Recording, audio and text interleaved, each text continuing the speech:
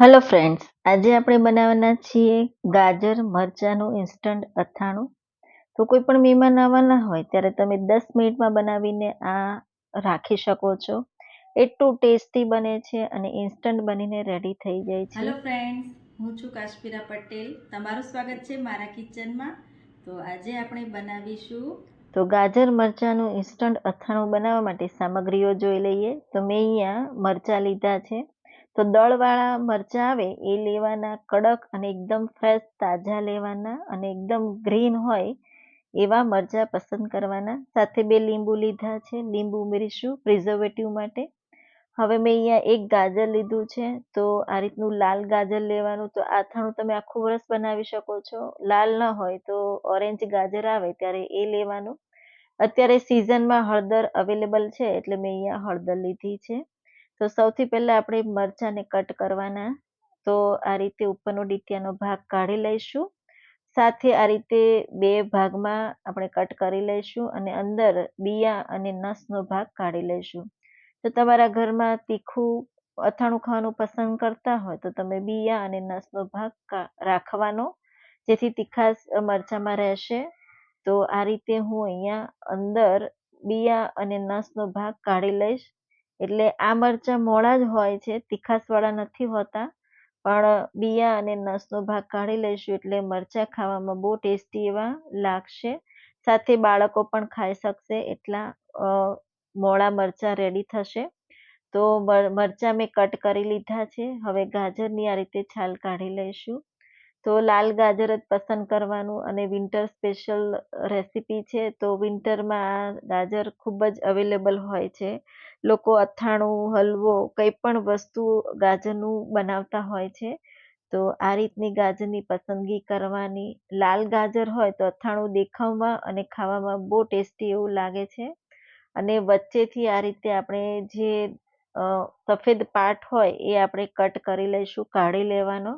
અને હું આ રીતે સ્લાઇસમાં કટ કરી રહી છું. તમે રાઉન્ડ પણ કટ કરી શકો છો.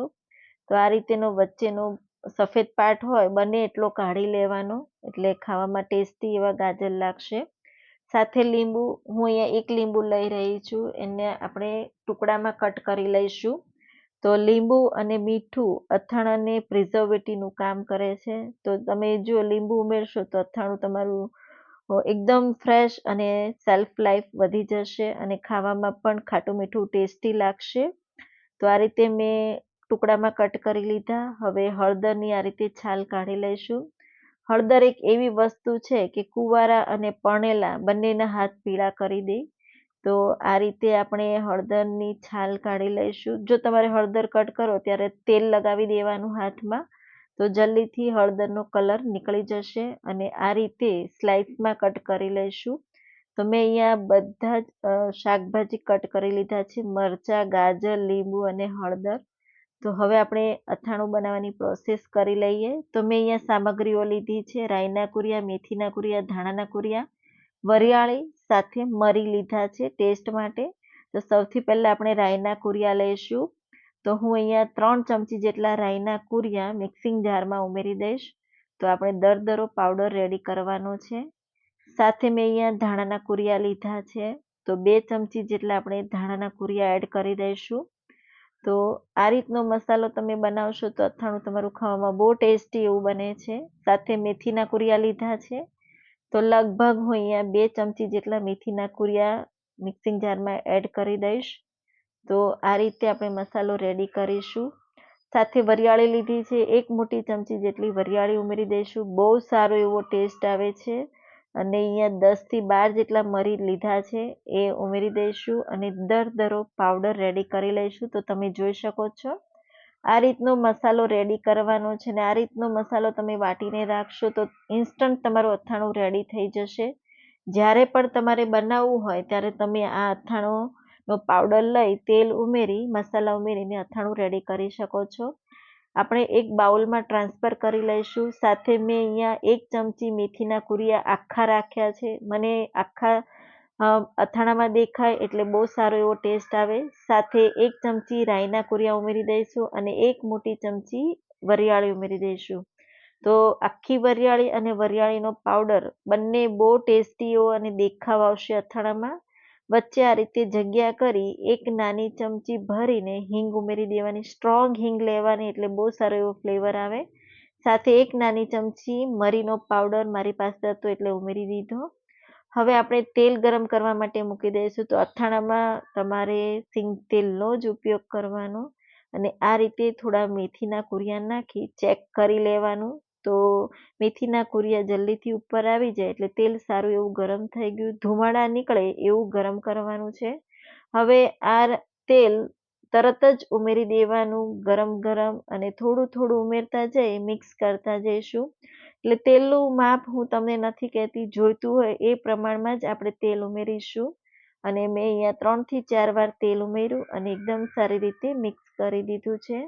તો તમે જોઈ શકો છો મિક્સ થઈ જાય એટલે આપણે થોડા સૂકા મસાલા ઉમેરવાના છે. તો હલકું ગરમ હોય ત્યારે આપણે મસાલા ઉમેરીશું અને એકદમ ઠંડુ થાય પછી તમારે અહીંયા મીઠું ઉમેરવાનું. તો હવે આપણે એમાં એક નાની ચમચી હળદર ઉમેરી દઈશું. સાથે એક મોટી ચમચી લાલ મરચું પાવડર, એક મોટી ચમચી કાશ્મીરી લાલ મરચું પાવડર, દેખાવ માટે અને કલર પણ એકદમ સારો એવો આવશે. જો તીખાશ તમારે જોઈતી હોય તો રેગ્યુલર મરચું તમારે વધારે ઉમેરી દેવાનું. એકદમ સારી રીતે મિક્સ કરવાનું. ગરમ ગરમ તેલમાં મરચું નહીં ઉમેરવાનું, નહીં તો મરચું તમારું બળી જશે અને ટેસ્ટ બરાબર નહીં આવે.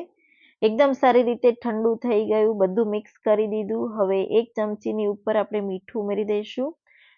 મીઠું તમારે આગળ પડતું રાખવાનું જેથી અથાણું તમારું ટેસ્ટી અને લાંબો સમય સુધી ચાલે. એકદમ સારી રીતે આપણે મિક્સ કરી દઈશું. તો તમે જોઈ શકો છો આ રીતનો મસાલો બનાવી તમે ફ્રીજમાં 1 વર્ષ સુધી સ્ટોર કરી શકો છો. જ્યારે પણ તમારે અથાણું બનાવવું હોય ત્યારે તમે આ મસાલો મિક્સ કરી તાજું તાજું અથાણું તમે ખાઈ શકો છો. હવે આપણે કટ કરેલા બધા વેજીટેબલ્સ ઉમેરી દઈશું અને એકદમ સારી રીતે મિક્સ કરી દઈશું.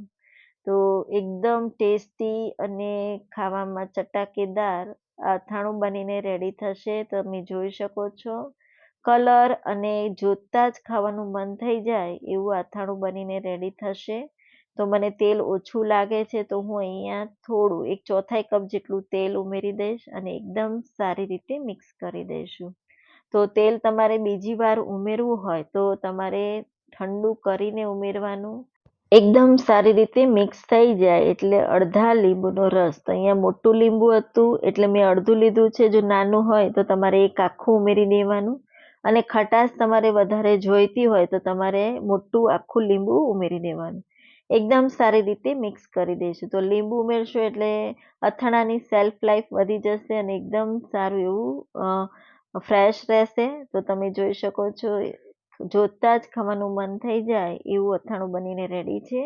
હવે આપણે 24 કલાક માટે રેસ્ટ આપીશું. બીજા દિવસે આ રીતે તમે જોઈ શકો છો તેલ બધું ઉપર આવી ગયું અને એકદમ સારી રીતે આપણે અથાણું મિક્સ કરી લઈશું.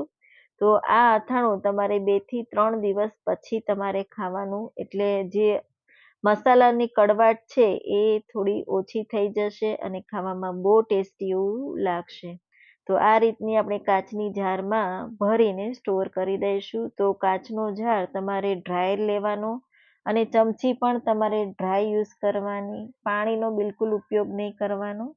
તો આ રીતે તમે ભરીને આખું વરસ સ્ટોર કરી શકો છો અને એકદમ ટેસ્ટી ચટાકેદાર અથાણું બનીને રેડી થશે. તમે ભાખરી, રોટલી, પરાઠા સાથે સર્વ કરો.